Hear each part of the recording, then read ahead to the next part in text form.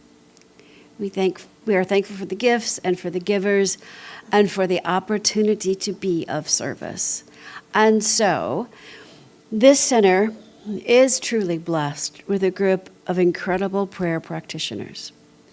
And it is our gift to you, the gift of prayer, the gift of spiritual mind treatment.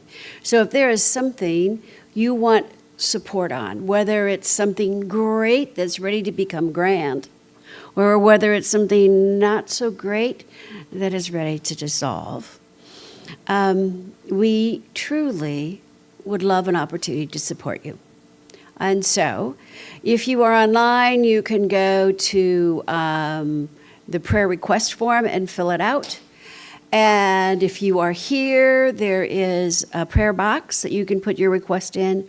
Or after service, you can see myself, Joanne, Dee Dee, Jeff, and Colleen. We are all available for prayer work. And we feel really blessed and spiritually fed to be able to provide this.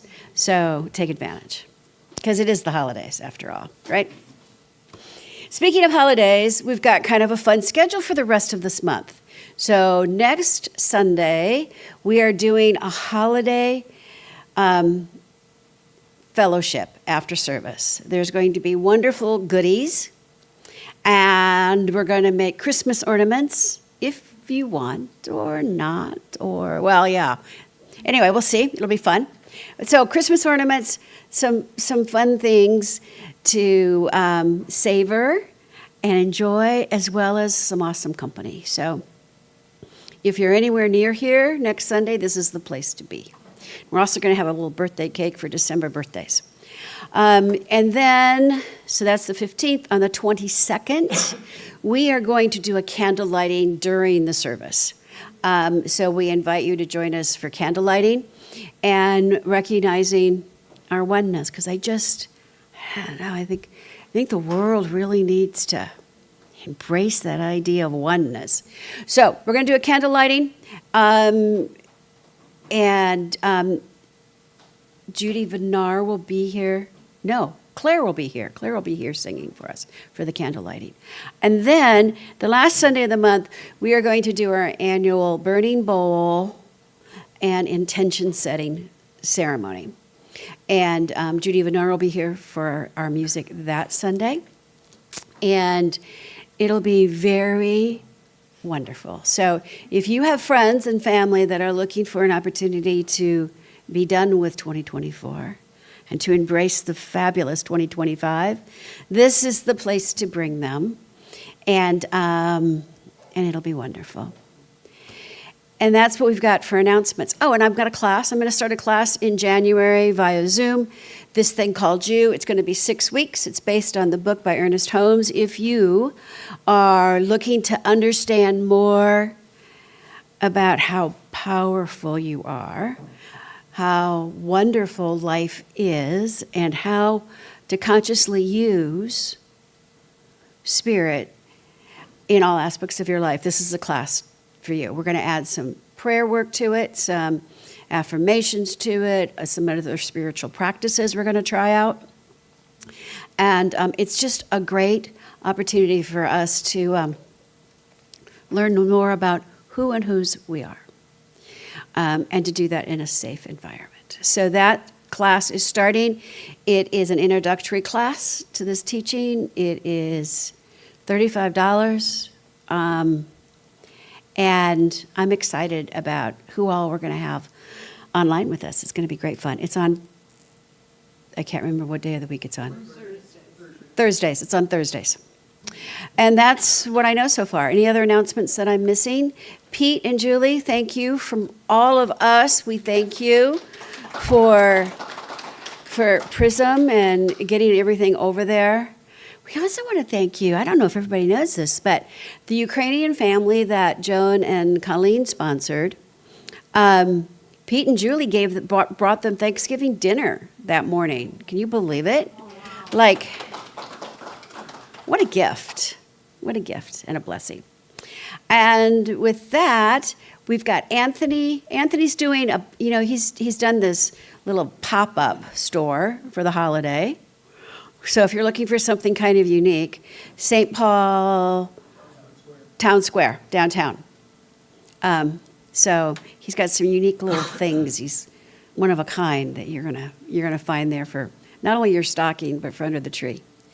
And I think that's it. Oh, practitioner Sue Hooper. Her mother made her transition right before Thanksgiving, and we have a card for you to sign.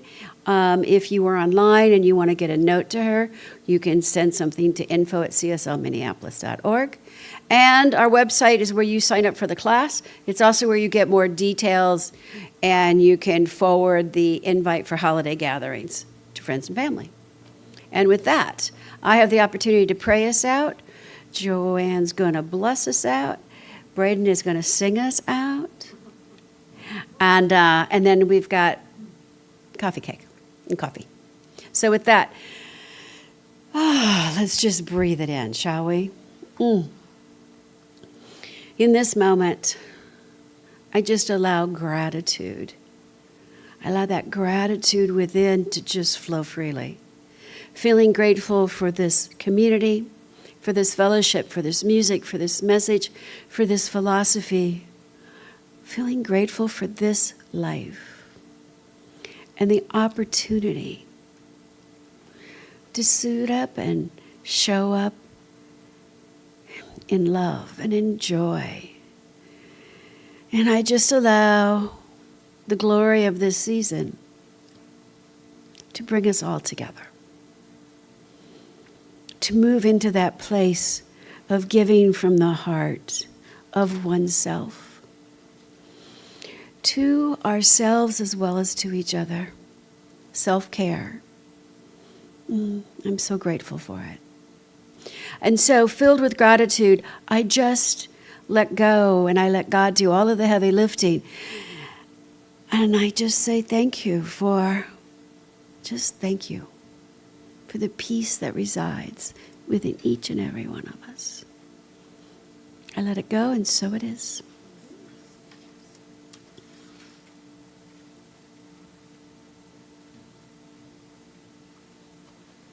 And I'll leave you with this blessing. May you be at peace. May you know the beauty of your own true nature. May your heart be open. May you be healed. May you be blessed. Namaste.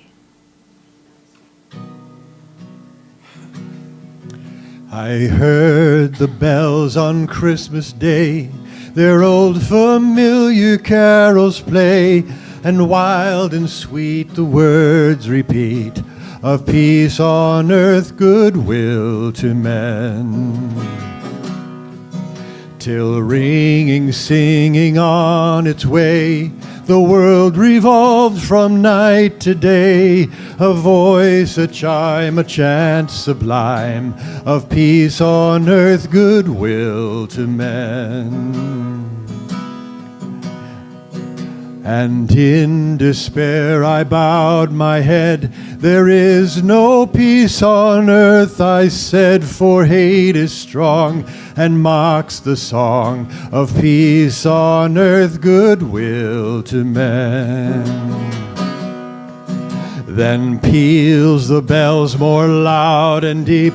God is not dead, nor does he sleep. The wrong shall fail, the right prevail, with peace on earth, goodwill to men. And women.